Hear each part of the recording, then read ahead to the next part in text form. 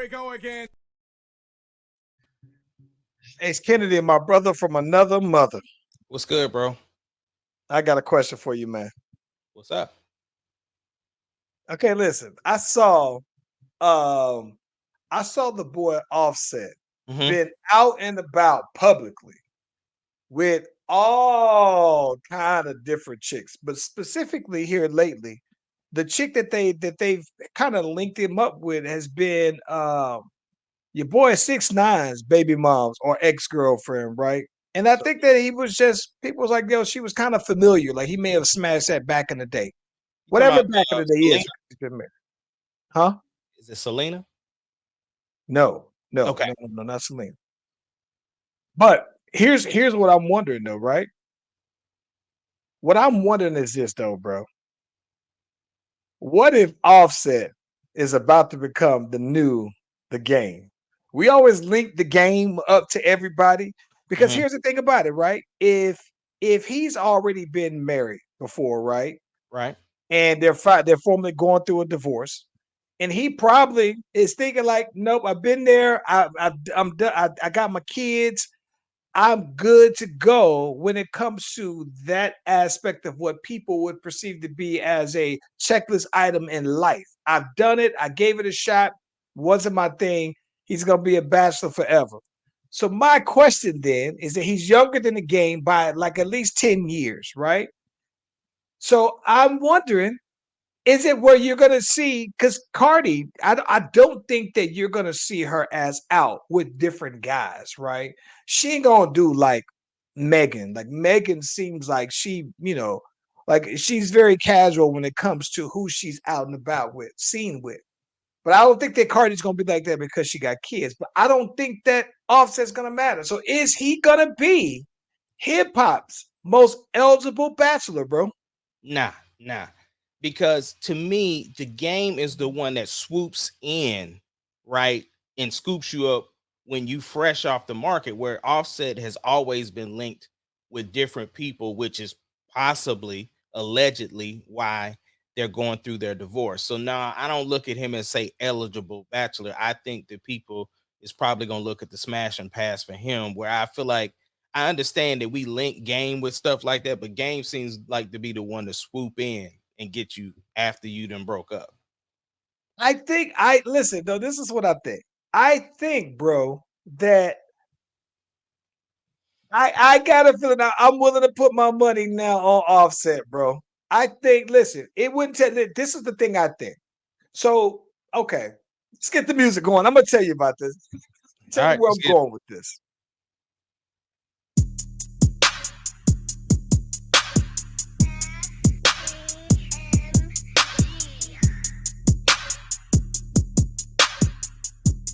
It doesn't matter what your name is. Slash Brothers Podcast, the greatest podcast of all time. The Slash Brothers Podcast, the greatest podcast If you of all time. smell what the rock.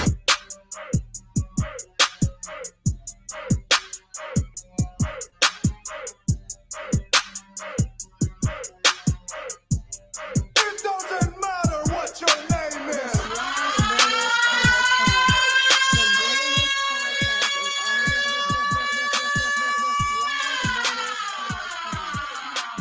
The greatest podcast of all time.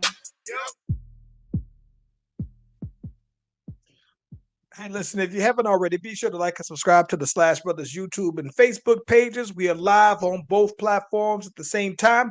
You click on the notification, you click on the bell, you get the heads up whenever your boys and Miss doing their thing. It's Kennedy.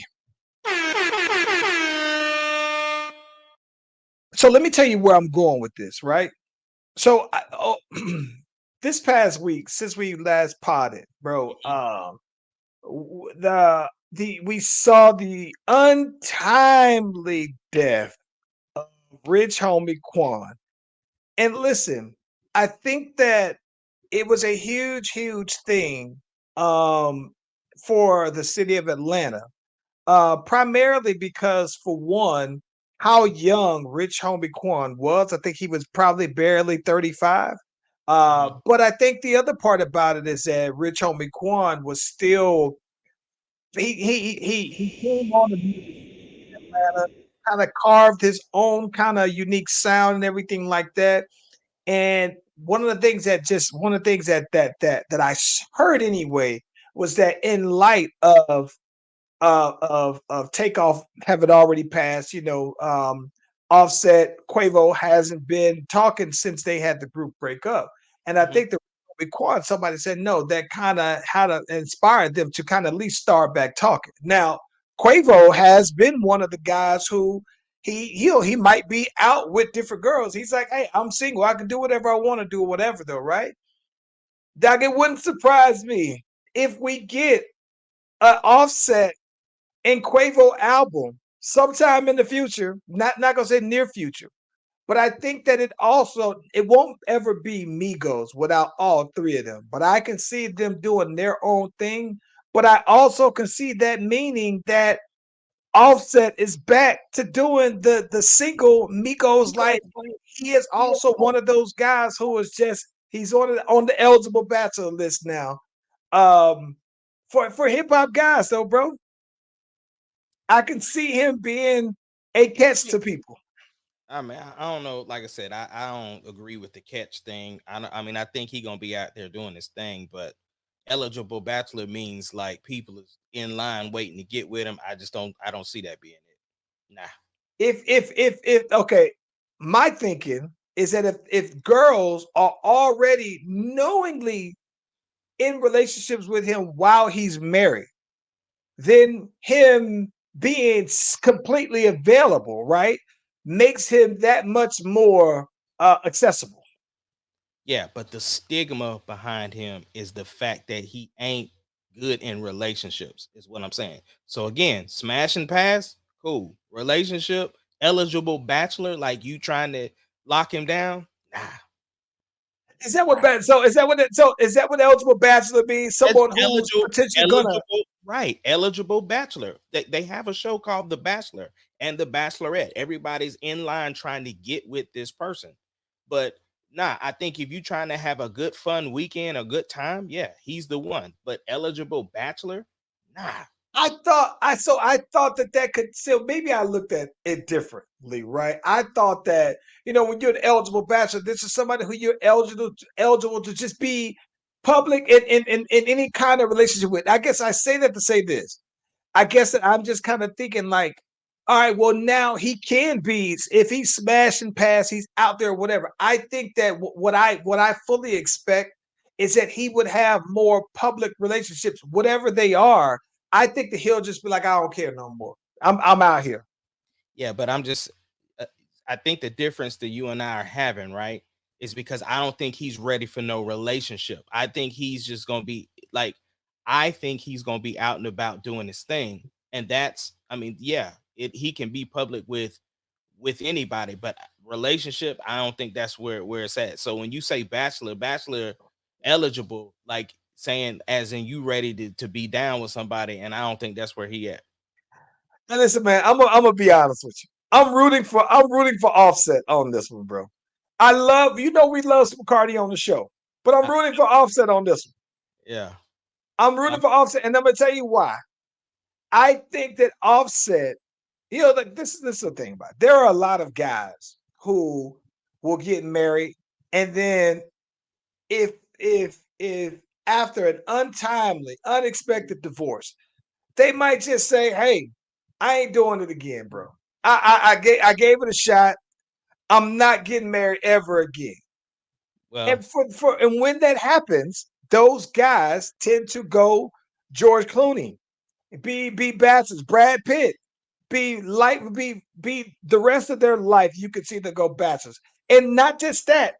You always see them with top of the top tier, right? I think that Offset is about to be like, let me show y'all boys how to do this thing. well, see, while you out here rooting for Offset, I'm waiting for a post baby Cardi. That's what I'm waiting for. I'm waiting for them thirst traps like the J Lo thirst traps is popping out. I saw the J Lo thirst traps, and listen, they're impressive. They're very impressive, and I can certainly see why if you had to be reminded if you were one of her exes, I can Right. see why it would make you want to double back. I totally can see why it would make it though, Right, bro. but at the same time, you know what that's hitting for. Like You know what it's you, hitting for. you know the crazy that come with it. So I do wonder now when when the Cardi thirst trap pictures start to come out. mhm. Is that boy Offset gonna be like, wait? Or is he because if he's been publicly been out and about, I'm gonna assume that in his mind he's been checked out a long time ago, right? Yeah, So yeah, I think that for him, I don't think that he would even be as but I'm gonna be honest with you though, bro. I know that I do think that women have to I respect a woman who is more careful with what she puts out there to the public post marriage, right? mhm, Post breakup, right? She might just have a little bit more resolve on how she puts it on out there, though, right? But I don't think that guys are necessarily held to that same level of standard, right? And right. so because of that, though, bro, I'm expecting this boy Offset to go on a record run, bro. He is about to do some unprecedented numbers out here, though, man. Yeah, I mean, I think, like I said, I definitely think he gonna be doing his thing. We ain't even doubting that. So yeah, I'm yeah, rooting for. I'm rooting for him. yeah, yeah. Anyway, bro, the hot topic of what everybody is talking about right now, of course, is football season, and we'll get into all of the different things in football season. But the hot topic right now is Tyreek Hill getting drug up out of this up out of his car. And I kind of just for a quick recap for those that aren't keeping up. Basically, on game day, Tyreek Hill was headed to the Miami stadium and got pulled over allegedly for reckless driving and speeding. Uh, Cops asked him to get out of the car, and then conversation ensued. Eventually, the cop then yanked him out of the car. Fast forward even more than that, ended up with him, you know, and some teammates in handcuffs, and then him face down on the ground, with him calling for his manager. And then we get the football game. He balls out after the game. They interview him. He basically gives the recap of what he knows, and basically is very, and even says like, listen, I need to kind of review everything that happened before I make a statement. But ultimately, like, like, hey, what if I wasn't Tyreek Hill? What would have happened in this particular situation? Uh, so with just that brief recap, what are your thoughts on all of this? Okay, so this is the thing. This is okay. I think everything about it was so unnecessary. Hmm. Everything about every aspect of it was so unnecessary. And this is the thing. If I'm gonna play both sides of the coin, and I don't like the waffle, but I thought that both parties acted very entitled. And I say that to say this. So I think when I saw the video, just when you look at it just on the surface, when you say, "Oh yeah, this boy got snatched up by this car and he's on his stomach in front of a $500,000 car, black guy," my head immediately goes to, okay, they profiling and they doing blah blah blah blah blah, right? But then it's just like, all right, I thought that what was wrong in terms of the entitlement was the police of it felt like, I'm not gonna lie, it felt like Tyreek was acting like he would like his sense of entitlement was above giving the police any kind of respect on their professional level, right? And and that's not to say that you have to respect police officers. I think that that's one thing. I think that the police officer probably was thinking like, okay, now he getting borderline respectful, like he disrespectful, like he doesn't respect my authority in this situation whatsoever.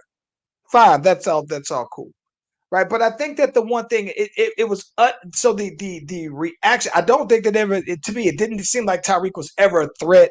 Like how threatened do you really feel like somebody's going to be to you in a $500,000 car, right? That's so that is that it was wrong. Everybody to me was involved. Wrong. It could have been avoided, but I think that the part that really got me as well is that if I'm honest as well, um felt like Tyreek kind of had a little bit of that arrogance that, you know, how we always talk about when people say, "Oh, you don't know who I am."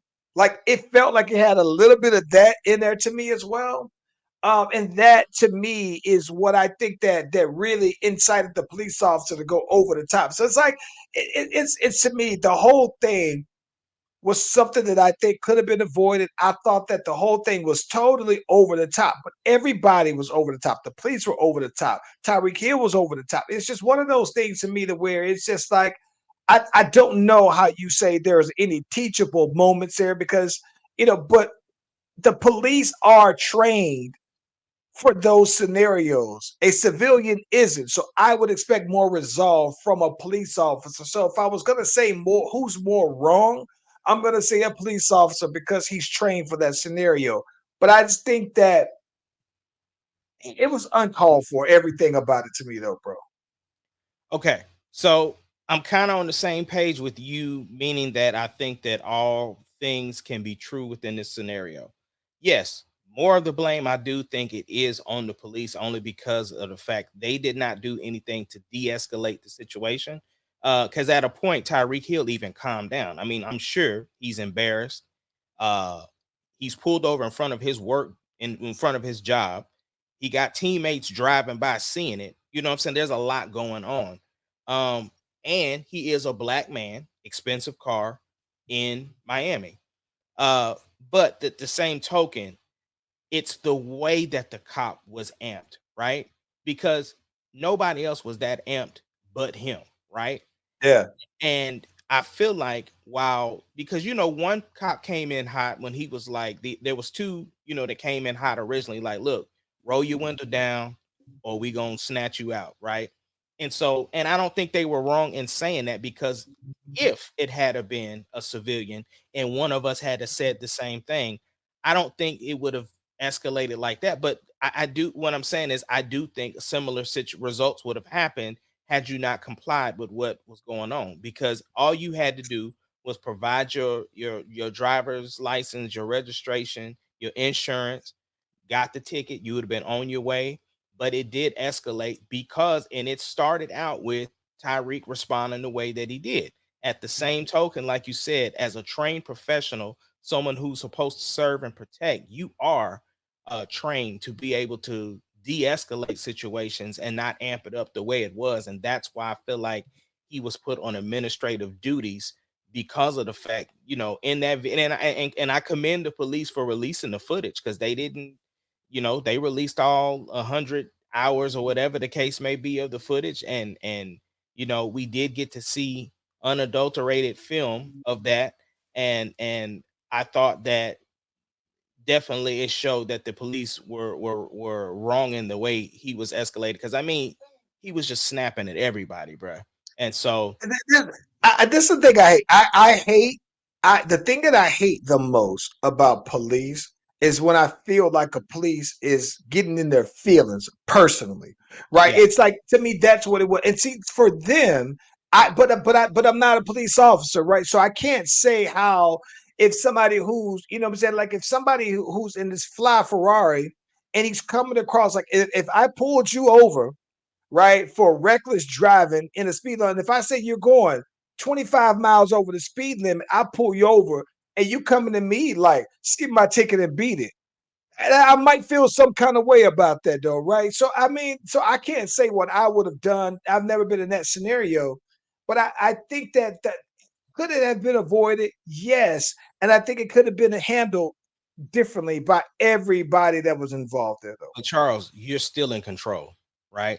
You still have True. you still the more you disrespect me, the higher this ticket gonna be, right? Like there are things that could have been done, and I understand we don't know what happened in this cop day prior to this or what other situations he might have been in. Nor should that matter. Nor should that matter, It right? should it shouldn't because of the training. I mean, I get all of that, but the point is, at a certain point, the mood shifted.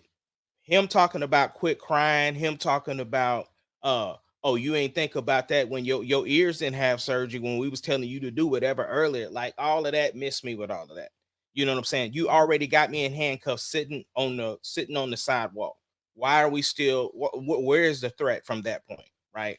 So all of that, I think, like I said, all things can be true within this particular situation because this could have been very easily avoided had he just provided the information and got his ticket and moved on. And yeah, but now we're here because at the end of the day, we're looking at the professional, which is the police. It is one of those things, though, man, that I think that it's another one of those reminders as a black parent, right, of that conversation that you'll eventually have to have. Because it's one thing I think that I know how I could manage that with myself. The one thing that's different is that my son isn't ready for that scenario, right? So it's almost having to tell him, like, all right, listen, no, man, but like, for that scenario, the most important thing is to get you home. So do what you got to do to get home, right? So I think that it is a reminder though, man. And here's the thing about it. I think that when he says, well, what if I wasn't like Tyreek Hill, right? What could have happened then though, right? And part of that just still made me just feel like, all right, bro, you were still kind of coming across like you don't know who I am. I didn't, but for some reason, I get if Tyreek Hill was just not in any wrong, if he was just pulled over for not speeding and they just randomly profiled him, and then all this, but that sense of entitlement because he is Tyreek Hill, and then to say, well, what if I wasn't Tyreek Hill? That just doesn't quite go to me though, Yeah, bro. I didn't get the sense of entitlement on that, but I understand what you're saying. I didn't at that moment because again, when I saw the what if I wasn't Tyreek Hill, none of the information had come out yet as far as like the way that he was treated or what exactly happened. It was just all, hey, I was pulled over but prior to and I was, put in handcuffs. So we didn't know his part in the beforehand. So to me, I didn't get the whole "Do you know who I am?" And he never did say that, and so I give Yeah, him. yeah. He never said that, but like I just got the feel Yeah, it was implied. from it. Yeah, yeah, Yeah, yeah. yeah. But I outside don't of know. that incident, man, football in general this weekend was popping. Uh, Obviously, let's get the hate out the way. The boy Dak got paid before the game, and seemed like he was happy about his payment, so he balled out. Well, Yep, I wouldn't say he balled out, but I didn't watch the game, but Dallas did win in a great yep. fashion. And the conversation wasn't really about Dallas. It was more so like, bruh, Cleveland played all this money for Deshaun Watson, and where was he at? You know what I'm saying? Like, So put that in context as well. Dak got paid 240 million. Deshaun 200, Watson got 230 guaranteed dollars. what So I think that Dak is guaranteed while is Dak's all 240 guaranteed? 230 is guaranteed. 230. So right. So here's the thing about it. So in essence, while Dak's annual value of his contract is the most, Deshaun Watson still has the most guaranteed dollars on his contract, if I'm not mistaken. I could be wrong in that. You But listen though, man. the only reason why I will say you're wrong is because when I say wrong, relative term. What I'm saying is Right, they restructured Deshaun Watson's contract recently. Plus, he was injured last year, so the contract did change a right. bit. Right there. So, but the annual value of his contract changed with those days. The total amount of guaranteed dollars, they move some things around, but 230 is 230. But I think the thing that gets me is this, right? Here's the this is still one of the problems that I have, but the problem that I don't have, right? Okay, so me personally, right? I okay, I'm not gonna count anybody's pocket, but let's just talk about it. We're talking, right? Right.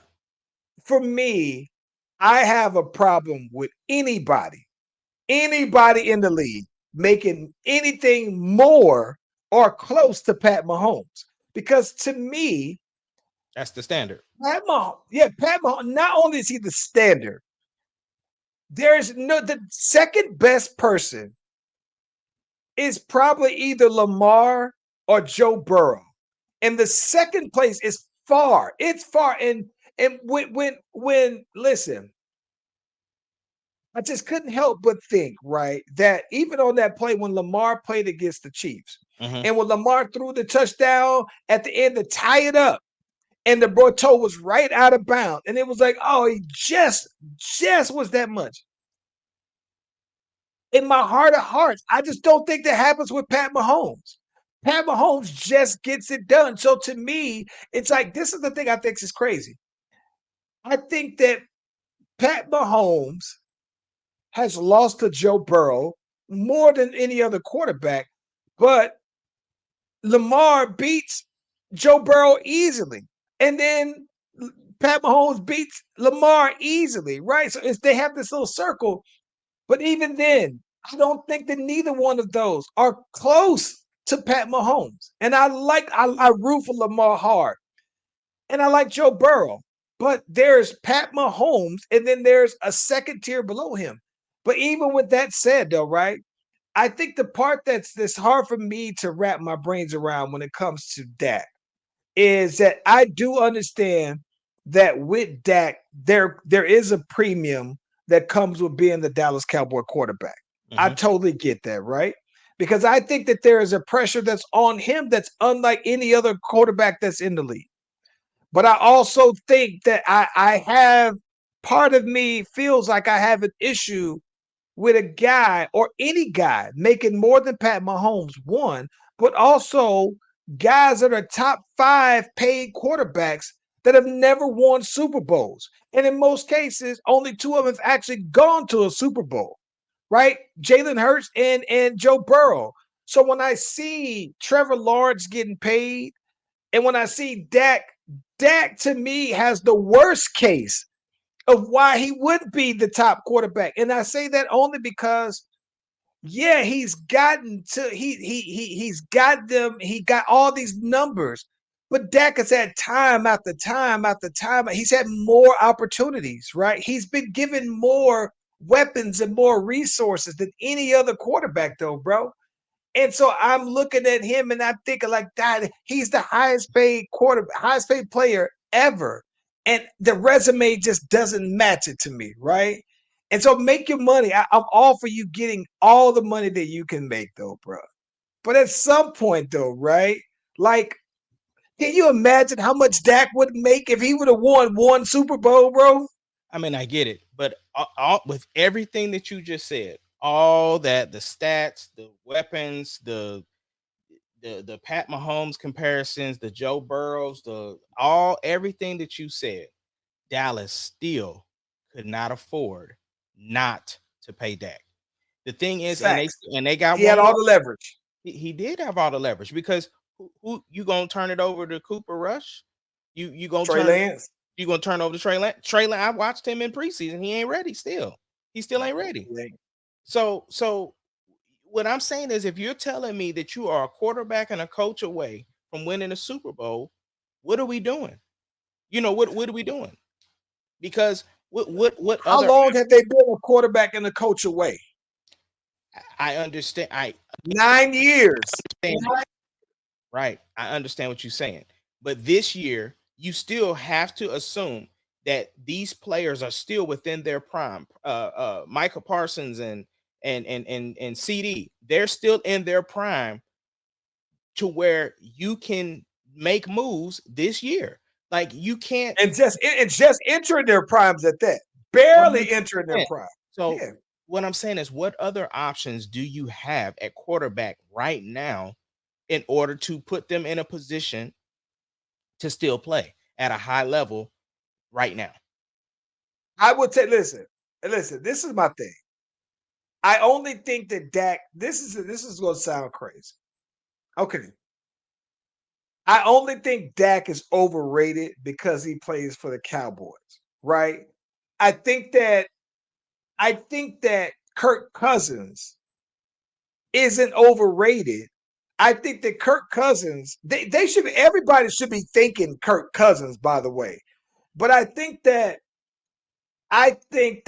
Dak Prescott is Kirk Cousins, but just drafted by the Cowboys. It's very similar numbers, right? But even with that said, Dak isn't a scrub because I would take Dak right now for the Saints over Derek Carr. Mm-hmm. Right. So it's not that. I just think that him being on the Cowboys is what overrates him to me. Yeah. So let's move on because we got a lot of football to talk about. Did you watch the late game yesterday? I did and didn't learn nothing. Well, no, I was going to ask, do you think that it was just the 49ers that did good or Aaron Rodgers didn't do enough? So this is my thing. I personally thought that the game went exactly how I thought. And when I say I didn't learn nothing, I'm saying I didn't. It's not that I didn't think Aaron Rodgers didn't do enough. He did what I thought he was going to do. Right. I think that the Jets are what I thought they would be. Like what they put out there was exactly like. Listen, if I would have called the score, I would have at least said I think that the 49ers would win by at least 15. The reason why I say that is this: let's say set Aaron Rodgers aside. Right. When you set Aaron Rodgers aside, Nathaniel Hackett is their offensive coordinator. And I just don't think that he's that good. I think that he is still just Aaron Rodgers' guy, right? And so I just don't think that Aaron Rodgers with Nathaniel Hackett is enough to over to compensate for the 49ers offense. They loaded. And so I think that when you talk about it getting to a scoring contest, I just don't think that the Jets have, I don't think that they're that. So I don't know what people were expecting, but I expected the game to go exactly how it went. It's just that, maybe the surprise was that they did it without Christian McCaffrey though, bro. Yeah, I will say I think the training camp issue with Aaron Rodgers definitely is showing right now. That they're a couple of weeks away from getting onto some timing issues that they might Sure. have had. I don't think the Jets are washed by any stretch of the means. I just feel like they are definitely a couple of weeks back, not as prepared as some of these other teams are that did get the chance to work with their personnel through training Let camp me and ask, this and other. What's up? let me ask you this though. So some people pick the Jets. Some people have the Jets as a Super Bowl team. Some people have the Jets as the winners of the AFC East. Would you pick the Jets over the Dolphins? The Dolphins didn't look that great. They kind of came in strong toward the end of the game. They struggled a little bit. I do think the Dolphins are ahead of the Jets. Like if they were to play today, I think the Dolphins would win. But no, I don't have them over the Dolphins. But I don't think the Dolphins are that great either, though. Do you have them over the Bills? I'm gonna be honest. I haven't seen them play, so I couldn't tell you. Okay, so the Bills lost Diggs, right, at wide receiver. So they technically are walking around without a number one. They just got Josh Allen and a couple other guys.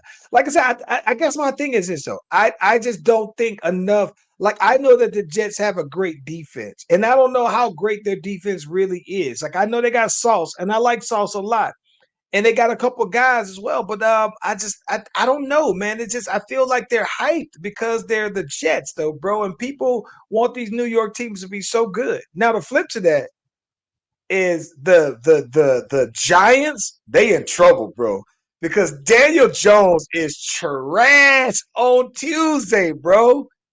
He is horrible though, man. I always thought that he wasn't good. Mhm. I didn't think he was horrible though, bro. But now he's trash. Yeah, I didn't see them either, but I did see the memes. I seen how the fans was dogging him out as he was walking out or whatever the case may be. So yeah, the Giants is looking bad. How did the Saints do? Because I really did not watch the game or didn't even look at highlights or nothing. I don't even know who they played. Okay, so listen, bro.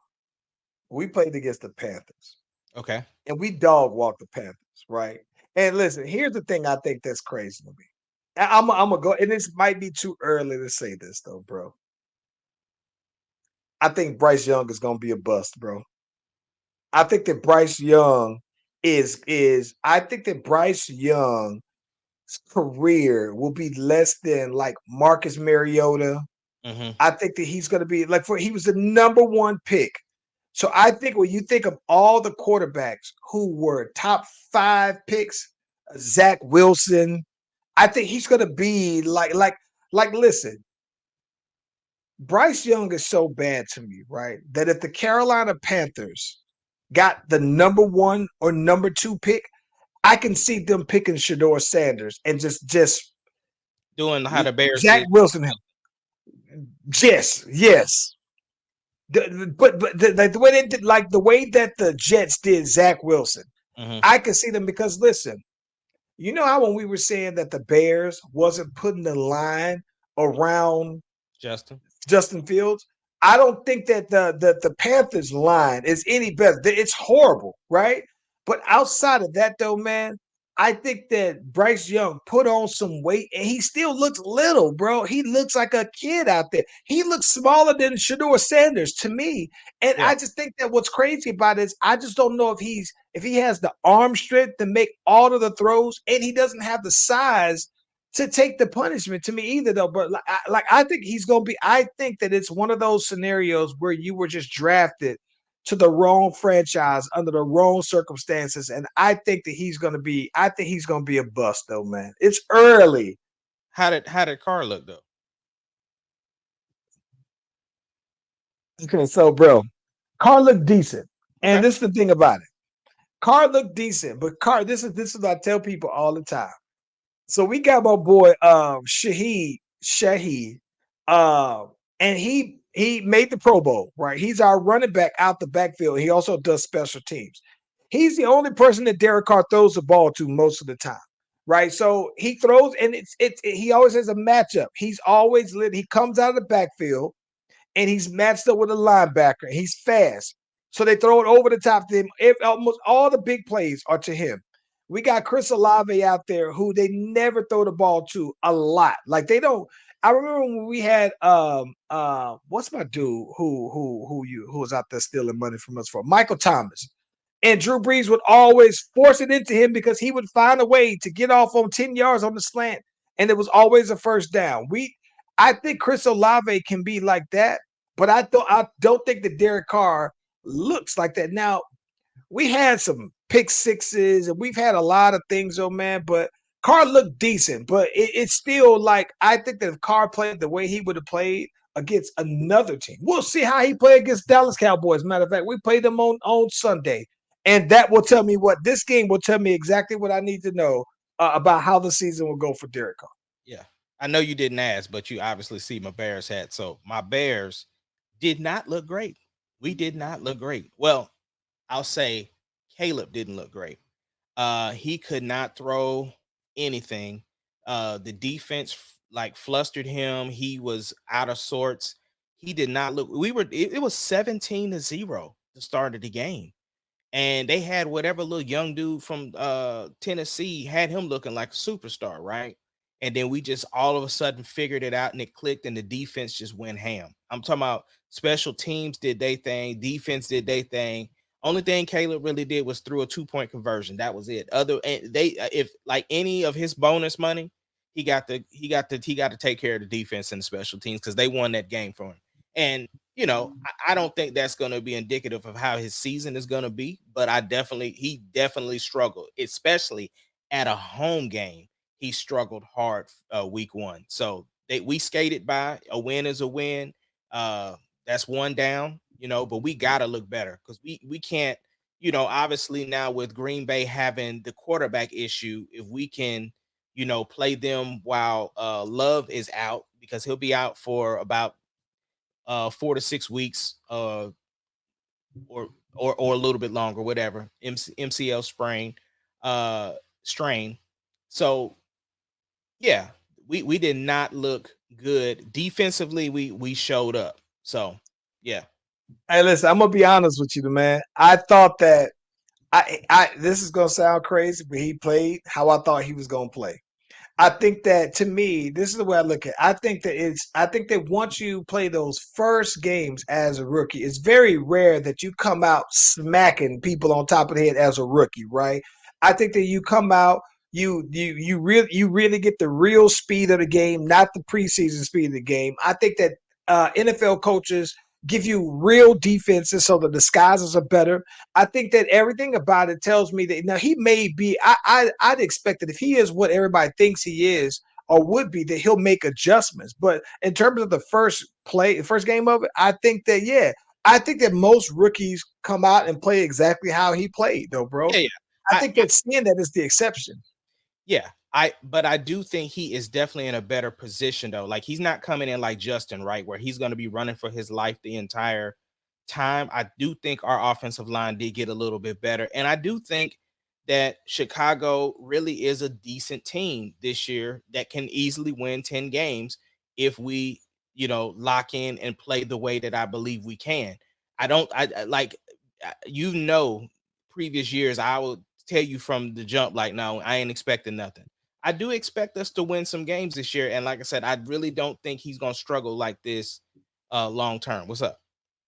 I'm gonna tell you this. I just thought about this. If we beat the Cowboys, I won't say nothing bad about Derek Carr for the rest of the year. Okay. We can lose every single game for the rest of the season by 20 points. And it don't matter how. If the Saints beat the Cowboys, for the rest of I won't say nothing bad about Derek Carr. And matter of fact, even if he plays bad, I'll only talk about the good things that he did. If they pull this game out, though, bro, because I All think right. we played in Dallas, if I'm not mistaken. Okay. Yeah. And I say that because usually Dallas, they're solid at home, right? And this is the bet that the reason why the reason why I don't expect much is because one of Dallas's strengths is their defensive line, and one of our weaknesses is our left tackle, right? And so I just don't expect anything that I just think that the Panthers didn't have one of those kind of guys, and that's the reason why Derek Carr looked all right, but we'll see what's happening though, man. But if we just win, it don't matter how. I'm not saying anything bad about Derek Carr for the rest of the year, though, bro. And I'm gonna root for him. With that being said, we got to talk about these horns, bro, because you called it. You said that we was not going to struggle with Michigan, and we did not. We did not struggle. We did I not told you. struggle. I was thoroughly impressed. I'm not going to lie. I was a little slightly intimidated when I looked and seen that sea of yellow. It was just like, man, this is the big house. Like, this is like going into Alabama's house last year, right? And it just feels like Quinn is not phased. He almost enjoys going to somebody else's place and turning it to Texas country. Like the dominance that Texas had, and we made mistakes. We didn't play a perfect game. And our, Blue got hurt for a minute, which our other running backs were spectacular. And this is, mind you, after our starting two running backs were injured. You know what I'm saying? So to see this pure dominance, like, it was impressive to say the least, bro. I told you. This is the way.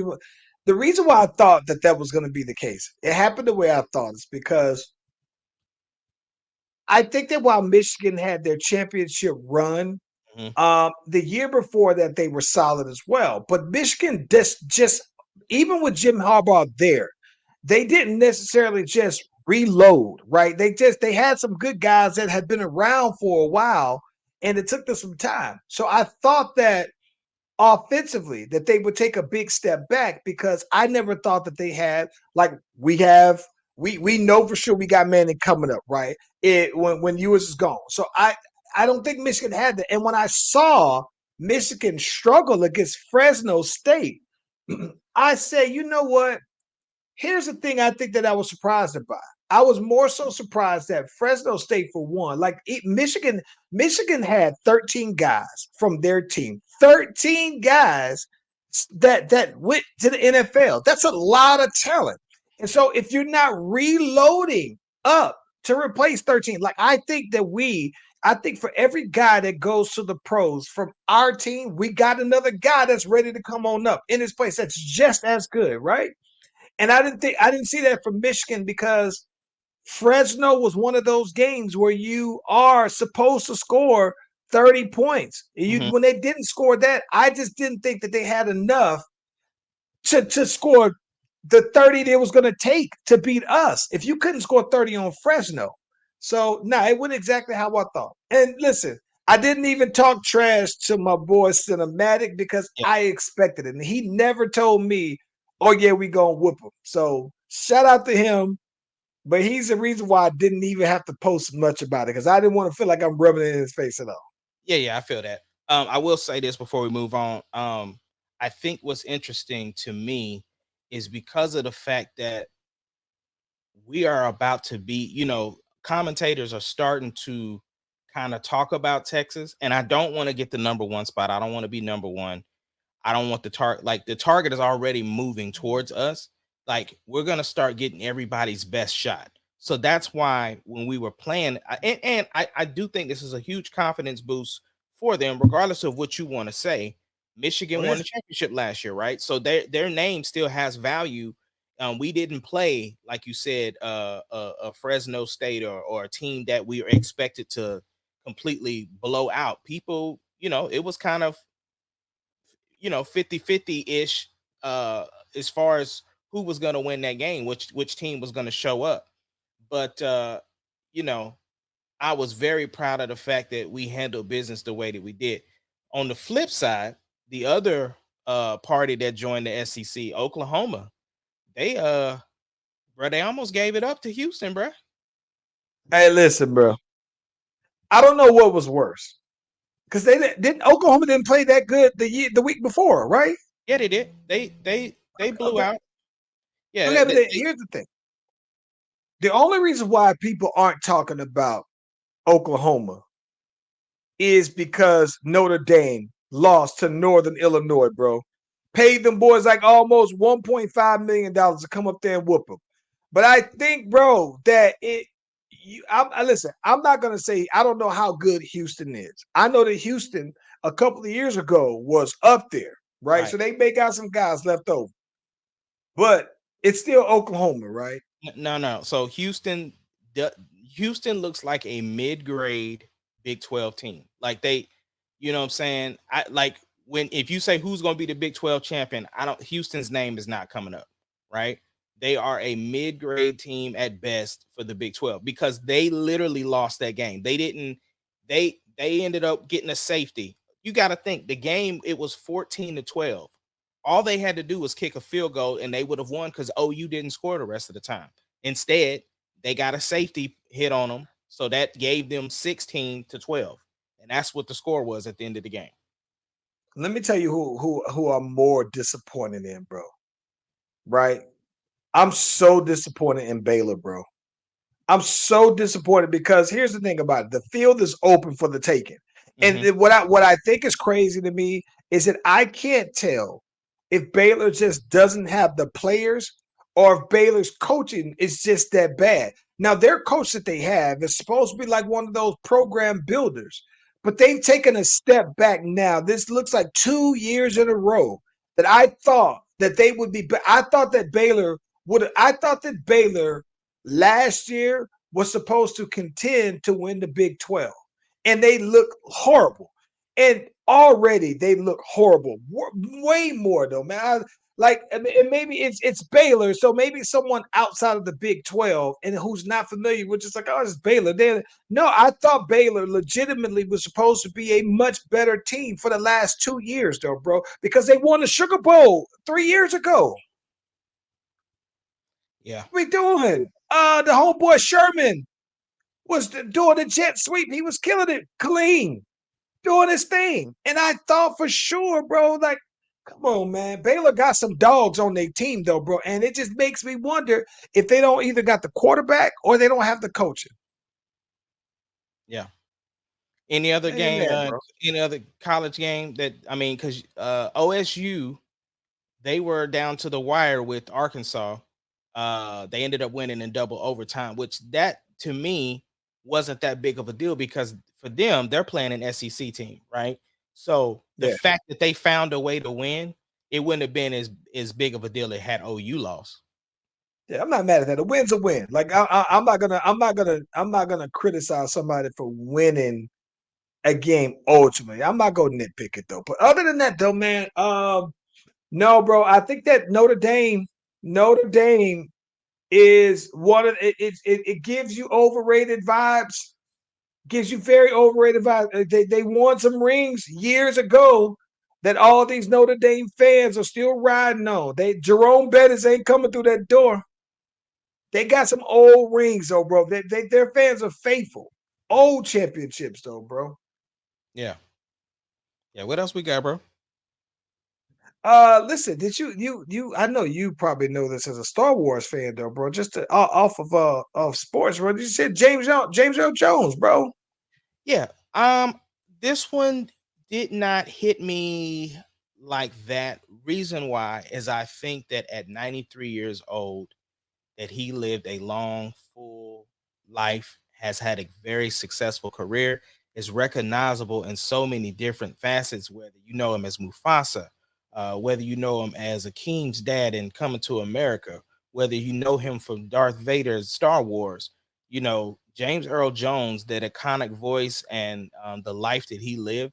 Um, yeah, you know, obviously I'm always saddened to hear, because that's somebody's loved one. And you know, that's hard to let go of a person. But I'm saying that one, it was more peaceful to me. Like, I know that that man lived a full life, and 93 years old, that yeah, that it was respect. Yeah, I think so too, man. It was like not that you were ever cool with somebody passing, but this was one that it was just like, all right, I'm gonna appreciate him, right? Because of of everything that you think about that though, right? I mean, even for us though, in our 40s, I think that would mean that if he died at 93, by the time we came on the scene, he was already in his 50s. So he was already, you know what I'm saying, the elder statesman back then. So it's like to see somebody who's already old when you're young then become, you know, that much more of an older person. Yeah, I get what you're saying though, man. It's one of those things where I hope that we continue to see him be celebrated. So, you know, of course, I'm sure that when it comes time for the BET Awards and all these other things, that they'll have their tributes and everything. But I do hope that, you know, that you continue to that we continue to see those kind of things. But I'm gonna be honest with you though, it wasn't like shocking. I wasn't caught off guard. It was almost like, yeah, bro been around. He been doing his thing, and at some point, you know what I'm saying, it's gonna happen. And I wouldn't even be surprised if some people were like, "Oh, I didn't know he was still alive." You know what I'm saying? Yeah, You know what I'm saying? I mean, because I mean, not again, much respect to James Earl Jones and his family, but it's one of those, we have seen his name pop up on the Snoops, you know, like yeah. you know, with him, Bruce Willis, we've seen a lot. So yeah, definitely unfortunate, but grateful that we have all of this legacy and work that we can still live through with him. Do you want to see him have? Well, let me ask you this: would you rather see him have a Star Wars or Coming to America themed funeral?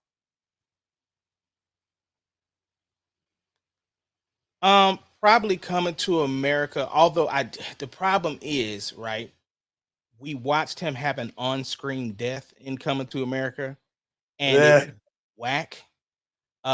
If anything, I would more so, you know, kind of, even though like it's weird, because if you really look at it, Lion King and Coming to America in that same realm, so I would want more of that. But if we don't at least hear, then that it's wasted. Like, it's I got to didn't be. hear it. I didn't hear it. I didn't hear it. I didn't hear it. I can tell you playing something, but I can't hear them. But listen, It's the I breathe think from Vader. I think what would be real dope, man, is if he had a funeral, right? If he had multiple wakes and he had one that was if he had one that was almost like a Star Wars, like a Darth Vader black coffin, the red light trimmed around it that gave you all of, like, it would almost be like, you know what, it would almost be like if on Star Wars, if you know how like on Star Wars they had the deaths of, I think it was like who died on there, and they had this big celebration of their death. It was one of the young girls. I don't know, but Who so died? Leia died, and I know they portrayed that on screen. So that was kind of a moment.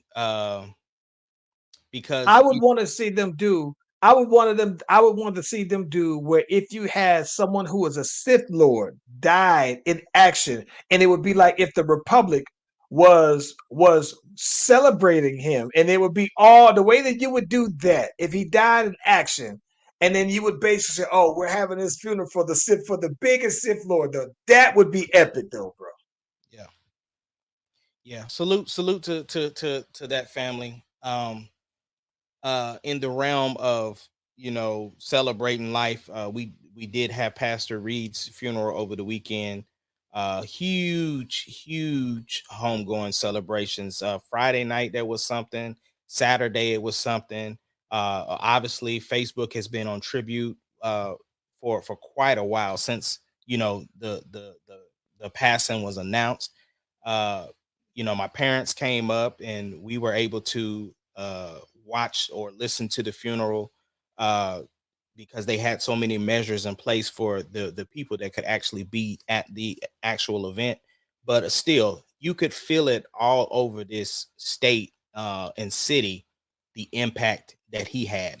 So I think, Yeah, uh that was a great homegoing celebration. And it's just one of those things, like, man, it's hard to believe that he is not here. And just what was real dope though, DJ, his grandson, was the one that eulogized him. And I thought it was a big stage, because when the way Pops operates, he people affectionately call him Pops because he has sons in the ministry. Like, if you came up under him, you are one of Pops's sons. So of course, I'm sure the conversation was like, well, who gonna eulogize him? Because I got the sauce now, I got the juice or whatever. And the fact that through all of that, and it was DJ, to eulogize your grandfather, and this iconic person who is known internationally, it was dope that he got that rub. yeah. No, I listen. Um, I can't. This is gonna sound. I'm happy for the city. I'm Hmm. happy how I saw everybody show the proper respect for him, though, bro. So it's like when I say happy, I mean that in a good way. I think that most people will always remember all of their most fondest memories of him. I think that most people will always hold him in the very highest of regards. But I am happy to see him being remembered. And so when I say that, I think that Oklahoma is doing him the right way. Oh yeah. Because even the Governor Stent ended up flying the flag at half staff on the day of his funeral. Like, and I didn't get to hear exactly what he did, what he deemed, like if this was John Reed Day or whatever the case may be. But just the like you said, the fact that the city was like in mourning. So it was such a big deal, and such a because he was also listed as an activist too. Like, when Jesse Jack, I mean, Pat Reed had been to jail several times, and I ain't talking about in that way, in jail for standing up for the right thing, being an activist. So he Yeah, was definitely, a big name in the city and in the state. yeah. Well, I do like that while there seems to be there's always the stories that you don't hear and things that you don't know. I still like the fact that he still has his family around who can go ahead and tell those stories, right? So it's like, I can certainly appreciate that. A lot of times, man, you might have somebody in your family pass away, especially at our age. We're getting to that age now to where some of the folks that are passing away, though, bro. And I think that it's still very cool that you still have other people that were around that personally knew him that could still go ahead and keep telling those stories, though, man. So, yeah, like I Yeah, said, very happy the way that everybody represented them, though. right, right. Yeah. What you got up for the week? Man, for the week, man, I'm trying to wrap up some more studio work and might be sliding out to Savannah this weekend. It's supposed to rain here. That's the one thing that's kind of whack. But we're pretty much like the one thing about Atlanta is that we're right there on the corner of hurricane season. So probably right around the southeast. There's always rain around this time though, man. And so it's gonna be probably some of that though. So I'm hoping that it at least clears up enough for me to have some good time this weekend. But other than that though, during the week I'm back in the lab though, man. I'm trying to get everything lined up for this release though, man. That's about it though. What about you? Bruh. So this weekend starts my run at the state fair Saturday evening at 6:30. I'll be out at the state fair. I got a 30-minute set, and so that's fastly coming up. And then of course, then Tuesday is the second date that I have, and that is 8:30 to 9 o'clock. So very, very excited for the opportunity. I always love this time of year. I love that I get the opportunity to do the state fair, and the fact that I'm getting 2 dates this year. So I did my ticket giveaway Friday. So 2 of the winners have theirs. I'm just waiting to get in contact with the third person to get them their set of tickets. But yeah, I'm looking forward to it. But it's crazy because the Soul Bowl is this weekend too, which is Millwood versus Douglas, and that's going to be a huge game. So Layla is the captain of the dancers for the Douglas Trojans. So she'll be out there doing her thing, representing, and then I'll be getting ready for my concert that particular day. So yeah, recorded some new music. So super duper excited about that. Yeah, just trying to basically doing like you, man. Once this state fair is over, I'll be locking down music because I gotta get all my music done by September in order for me to put it in the system for October and have it ready for November release. Yeah. I'm right there. It seems like we're gonna be dropping back to back almost though, man. We are. I knew you were dropping in October, so I wasn't trying to step on that. And so yeah. So yeah. Looking forward to that. Hey man, let's go ahead and get these people home, man. All right, yo. We appreciate y'all for rocking with the Slash Brothers from ATL to OKC, and we'll see y'all on the next one.